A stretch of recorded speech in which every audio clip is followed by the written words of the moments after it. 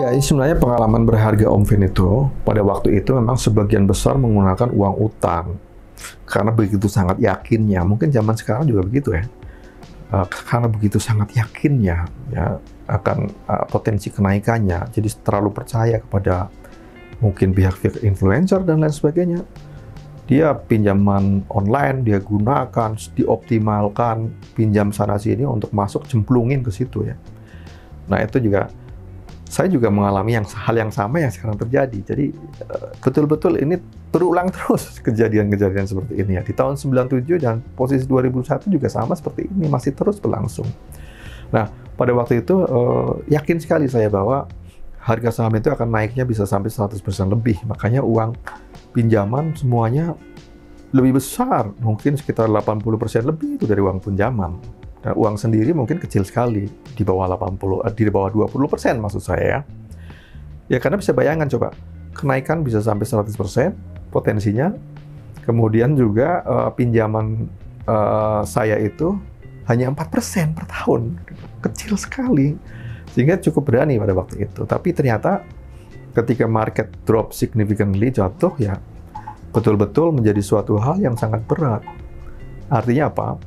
Artinya uang hutang itu menjadi malapetaka. Ya, karena apa? Karena diputar dengan aset yang nilainya juga mengalami penurunan yang sangat drastis. Sehingga uang yang nggak kita pakai, uang hutang itu, malah kita tetap harus bayar bunga dan pokok gitu ya. Dan ini kesalahan ini tidak harus dialami oleh generasi sekarang. Ya.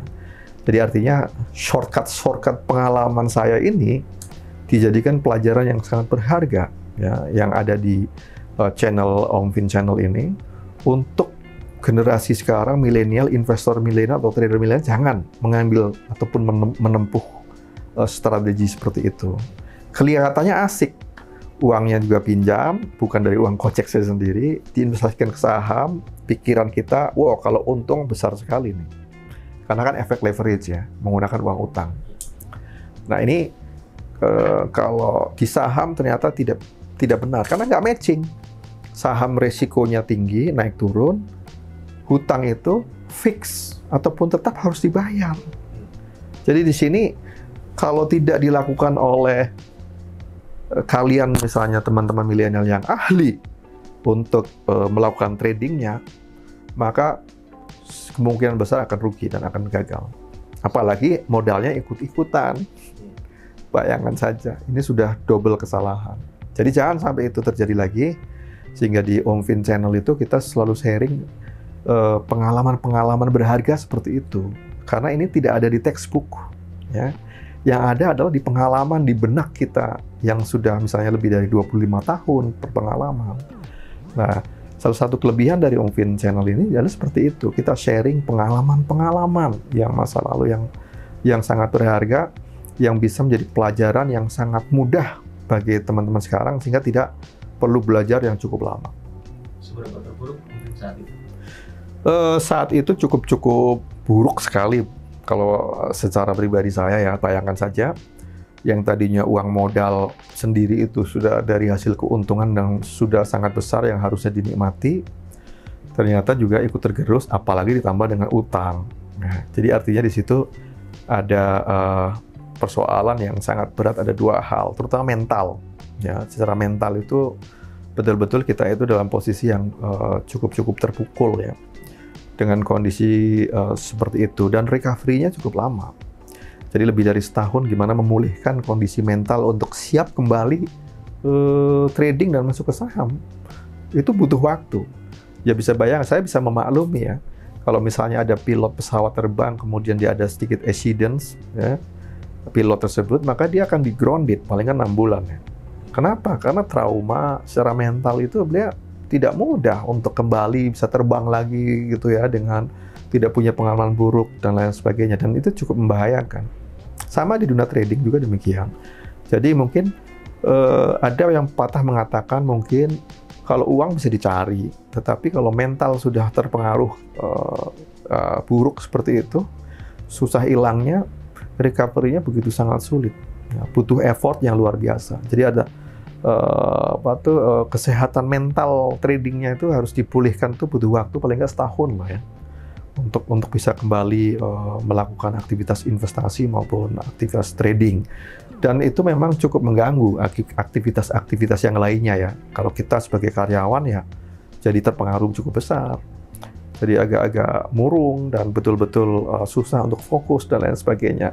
Jadi kegagalan semacam itu tidak perlu diulang lagi dengan mengulang kesalahan yang memiliki probabilitas terjadi yang sama. Jadi di setiap era itu selalu ada seperti itu.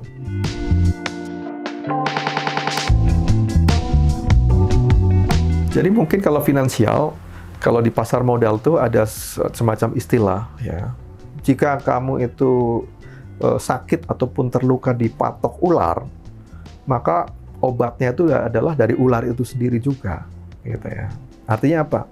Ketika kita terpuruk di pasar modal, ya dengan kerugian yang sangat besar, maka obatnya adalah kita bisa memulihkan secara finansial itu di pasar modal itu juga. Dengan mungkin cara dan strategi yang tepat dan lebih bagus, ya, sehingga recovery-nya bisa cepat. Itu yang pertama. Jadi secara finansial itu jauh lebih cepat untuk melakukan pemulihan ya. Tetapi secara mental itu cukup lama yang sebutin tadi ya. Jadi mungkin kalau secara finansial dalam waktu kurang dari 6 bulan bisa saja. Karena kan saham yang sudah tertekan begitu krisis di 25 ya kemungkinan terburuknya maksud saya itu ya naiklah, nggak ada di level bawah lagi gitu ya. Jadi artinya ada recovery di situ. Kalau naik dari 25 ke 50 perak atau 45 perak sudah hampir 100%. Ya kan artinya kan cukup mudah. Tapi seberapa siap kita mental kita untuk melakukan itu? Jangan-jangan kita ketakutannya menjadi berlebihan ketika mau masuk lagi gemeteran gitu ya. Kemudian akhirnya tidak masuk.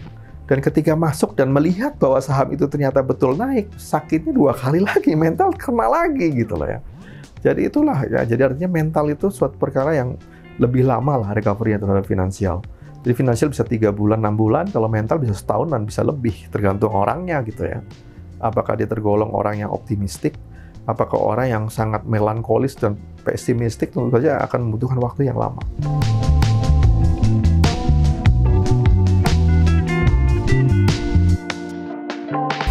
Nah, itu menjadi pengalaman yang apa ya istilah saya itu the worst case ya di dalam perjalanan sebagai investor ataupun trader. Di situ belajar banyak. Yang paling penting adalah tidak hanya sekedar keberanian untuk masuk, tetapi adalah kita belajar dan menyiapkan bagaimana mengelola risiko investasi maupun risiko trading. Di situ kita mulai belajar bagaimana membatasi potensi kerugian. Di situ kita bisa belajar bagaimana mengoptimalkan tingkat keuntungan.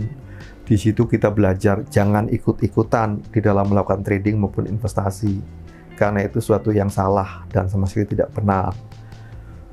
Ikutilah diri sendiri. Keyakinan itu ada pada analisis diri kita sendiri dengan analisis yang baik dan benar. Nah dari situ kemudian banyak sekali kita belajar. Ya bayangkan aja ya. Dengan membatasi potensi kerugian, maka kan berarti potensi kerugian yang besar juga tidak terjadi lagi. Ya. Kemudian dengan kita optimum di dalam melakukan pengambilan keuntungan di dunia trading maupun investasi, maka di situ kita bisa mengoptimalkan hasil dari trading maupun di investasi. Dan kemudian metode kita menganalisis juga di situ sudah kita perbaiki lebih baik. Lebih akurat, ada istilahnya kita jadi meyakini bahwa DTA, don't trust anybody, di dalam dunia investasi ataupun trading saham.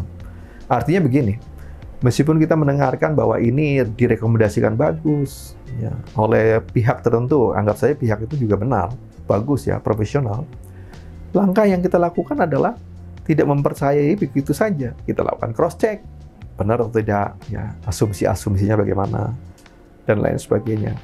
Nah, itu adalah kontrol itu ada di diri kita sendiri. Jadi fungsi untuk kita itu melakukan investasi dari diri kita sendiri. Jadi DTA itu don't trust anybody bukan berarti kita tidak percaya sama sekali, tapi segala sesuatu harus kita verifikasi, validasi sendiri oleh kita. Karena uangnya akan kita risikokan adalah uang kita sendiri. Nah, itu kita bisa belajar banyak. Kita banyak menggunakan analisis fundamental digabung dengan analisis teknikal dengan metode-metode algoritma dan lain sebagainya, itu menjadi pembelajaran yang membuat kasus yang dulu itu begitu baru case. Artinya kita bisa merangkak untuk memperbaiki pelan-pelan.